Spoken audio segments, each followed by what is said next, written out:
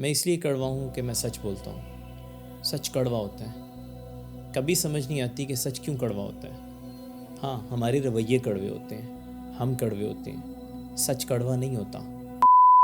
میں آپ کے ساتھ ایک ایسی بات نہ شیئر کروں کہ جس کے بعد آپ کو یقین ہو جائے کہ میرے نبی سے پیارا، میرے نبی سے سچا کون ہے، لیکن کیا وہ کڑوے تھے؟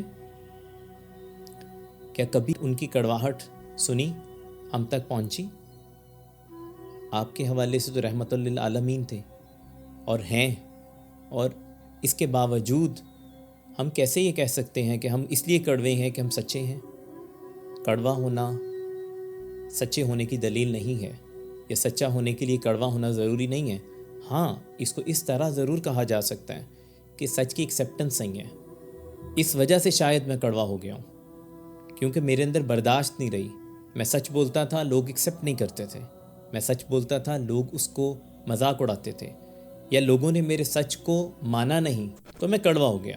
یہ تو سمجھ میں آتا ہے، اس میں ہمارے معاشرے کا، لیکن یہ کہنا کہ سچ بولتا ہوں اس لیے کڑوا ہوں، یا سچا ہوتا ہی کڑوا ہے، یا بہت سارے لوگ ایسے بھی کہتے ہیں کہ ہاں وہ فلانا کڑوا ہے نا، وہ سچا ہوگا۔ بھائی اس میں برداشت نہیں ہے، ہمیں برداشت لانا ہے۔ سچ بولیں، سچ مارے نہیں۔ سچ بولنے میں اور مارنے میں فرق ہے۔ میں آپ کے ساتھ ایک واقعہ نہ شیئر کروں حضرت امام حسین کا۔ یہ شہزادے حضرت امام حسن و حسین ایک دفعہ وضو فرما رہے تھے، تو کیا ہوا، انہوں نے دیکھا ساتھ، اور یہ ٹائم بھی کون سا ٹائم ہے، صحابہ کا ٹائم، اور اگر ہم بات کریں آج کے ٹائم کے مطابق تو ہم بہت دنیا داری میں دور نکل گئے ہیں، لیکن یہ بہترین ٹائموں میں سے ٹائم تھا۔ تو صحابہ کے ٹائم پہ نو مسلم ہوگا، اس کو وضو نہیں کرنا آتا تھا۔ اب یہ کڑواہٹ، اور اس فیل کریے گا کہ یہ کڑواہٹ ہے یا یہ سافٹنس ہے، اور مٹھاس بھی اتنی کہ آپ جب سنیں گے تو واقعی آپ کو فیل ہوگا کہ سچا ہونے کے لیے کڑوا ہونا ضروری نہیں ہے۔ ان شہزادوں نے دیکھا کہ ایک بندے کو ساتھ وضو کر رہا ہے اور اس کو وضو کا طریقہ نہیں آتا، تو آپ نے، ہم وہی تو، ہم فلسفی جھاڑنے کا ٹائم تھا، وہی تو ٹائم تھا، ہم اگلے کو کہتے تمہیں نہیں آتا، میں تمہیں بتاتا ہوں، تمہیں کچھ نہیں آتا۔ وہاں پہ ہم بتاتے کہ ہم احسان کر رہے ہیں کہ تمہیں کچھ بتا رہے ہیں، لیکن انہوں نے کیا کہا؟ حضرت امام حسن نے یا حضرت امام حسین نے دوسرے شہزادے کو کہا کہ آؤ میں تمہیں آج وضو کا طریقہ نہ سکھاؤں۔ اب سوچیں کیا ان کو وضو کا طریقہ نہیں آتا تھا؟ لیکن یہ تھی وہ خوبصورتی، وہ سافٹنس، وہ مٹھاس، کہ اتنا بھی گوارا نہ کیا کہ وہ بندہ یہ فیل کرے کہ میں نے اس کو ٹوکا ہے، کہ میں نے اس کی عزت نفس کو خراب کیا ہے۔ تو جیسے ہی دوسرے شہزادے نے کہا تو ان کو بھی سمجھ آ گیا۔ انہوں نے یہ نہیں کہا کہ جی مجھے تو پتہ ہے وضو کا طریقہ، آپ کو نہیں پتہ۔ انہوں نے بھی سمجھا کہ اگر بڑے نے کہا ہے تو کوئی حکمت ہوگی۔ یہ سکھاتا ہے کہ مٹھاس رویوں سے آتی ہے، مٹھاس خلوص سے آتی ہے۔ یہ آگے فلسفی دینا کہ بھی تمہیں نہیں پتہ مجھے پتہ ہے، ہر وقت عالم بننا، فلاسفر بننا، یہ ضروری نہیں ہوتا۔ بعض دفعہ کسی بڑے کی بات اس لیے بھی ایکسیپٹ کر لینی چاہیے کہ وہ بڑا ہے، اگر کر رہا ہے کچھ سوچ کے کرے گا، تو یہ ٹرسٹ، یہ رویوں میں آنا چاہیے۔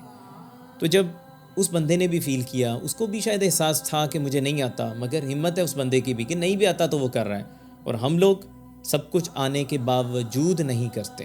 ہم لوگ چیزوں سے دور ہیں، ہاں فلسفی جھاڑنے میں، دوسروں پہ اعتراض کرنے میں، فتوے دینے میں ہم سب سے آگے ہیں، لیکن ہمارے اعمال ہم کیا ہیں؟ تو آپ نے، جو بڑے تھے، انہوں نے دوسرے کو وہ وضو کا طریقہ بتایا، اور اس بندے کے لیے کتنی آسانی ہو گئی کہ ساتھ ساتھ وہ بھی اس کو فالو کرتا رہا اور اس کو وضو کا طریقہ آ گیا۔ تو اب مجھے بتائیں، کیا یہ سچ ان سے زیادہ کوئی سچا ہے؟ کیا ان کو نہیں پتا تھا وہ سچ بول رہے ہیں؟ لیکن کڑواہٹ نہیں، مٹھاس کے ساتھ۔ میرے پیارے آقا صلی اللہ علیہ وسلم نے بھی جو تبلیغ کی وہ اخلاق سے، پیار سے تبلیغ کی۔ لوگ آپ کے، وہ ہم نے کتنے واقعات سنے ہیں۔ وہ بڑھیا، ہم تو یہ 5th کلاس میں شاید پڑھ کے بھی آگے آئے ہیں۔ کیوں؟ یہ دینے کا مقصد کیا ہے ہمارے سلیبس میں؟ یہ صرف اس لیے نہیں ہے کہ ہم اینڈ پہ اس کا امتحان دیں اور اس میں سے کوئی کویسچن آ جائے اور ہم اس کویسچن کو سالو کر سکیں۔ یہ اس لیے ہے کہ کاش ہم اپنے رویوں میں تبدیلی لا سکیں، کاش ہم برداشت کر سکیں، کاش ہم مٹھاس دے سکیں، کاش ہم دوسرے کے دل آزاری کو کچھ گناہ سمجھ سکیں۔ اب دل آزاری تو بڑی دور کی بات، ہم تو شاید کسی کے مال غبن کرنا، کسی کا حق چھیننا، کسی کی جگہ خود کو کرنا، کسی کا چوری چکاری، چوریوں کی فارمز بہت بدل لی ہم نے ڈاکے مارنے کا طریقے بدلے، ڈیجیٹل ڈاکے ہیں آج کل، یہ آپ کو بھی پتہ ہے۔ فون پہ کالز آتی ہیں، کیا معاملات ہیں، کیا کچھ نہیں ہوتا. تو یہ اتنی چھوٹی چھوٹی چیزوں کو بھی ہمارے اسلام میں کیوں ہے؟ کئی دفعہ میں سوچتا تھا کہ یہ جو پتھر سائڈ پہ کر دیتے ہیں کسی کو ٹیڑھا نہ لگے تو اللہ تعالیٰ نیکیاں دیتا ہے، تو میں سوچتا تھا یار یہ، لیکن اب سمجھ آتا ہے یہ چھوٹی بات نہیں ہے، یہ رویے کو دکھاتی ہے، یہ سوچ کو دکھاتی ہے کہ کیا آپ میں انسانیت، مجھ میں یہ انسانیت، ہم میں یہ انسانیت موجود ہے کہ ہم اتنی چھوٹی چیز کا اگر خیال کریں کہ جو بندہ راستے میں پتھر پڑا ہوا سائڈ پہ اس لیے کرے کہ کسی کا ٹھیڑا نہ لگے، اس سوچ کو، اس معاشرے کی تربیت کو دکھاتی ہے کہ اگر اتنی چیز کا یہ خیال کر رہا ہے، جو بندہ کسی کو ٹھیڑا لگے گا یا نہیں لگے گا ڈاؤٹ ہے، اس کا بھی خیال کر رہا ہے، تو کیسے ہو سکتا ہے کہ وہ کسی کا حق کھا جائے؟ کیسے ہو سکتا ہے کہ وہ کسی کے ساتھ زیادتی کر دے؟ کیسے ہو سکتا ہے کہ اس سے کسی کے دل آزاری ہو، کسی کو ڈائریکٹ نقصان پہنچے، کہ جہاں پہ ابھی اس کو پتہ نہیں کون بندہ ہوگا اور اس کے لیے وہ راستہ صاف کر رہا ہے، اور ایک بندہ انسان اس کے سامنے ہے، اس کا حق کھانا تو تصور بھی نہیں کر سکتا. تو ہمارے رویوں میں یہ نظر آتا ہے کہ آج ہمارے لیے یہ جو چھوٹی چھوٹی باتیں جن کو ہم چھوٹی کہتے ہیں، ایکچولی ہم میں وہ بھی نہیں رہیں. ہم تو سامنے دیکھ کے چیز کھاتے ہیں، راستے میں پھینک دیتے ہیں، ہم تو سوچتے بھی نہیں کہ ہم جو کر رہے ہیں.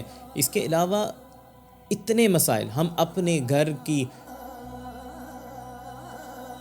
کتنی لمبی لسٹ ہے. خدا را ہمیں بدلنا ہوگا.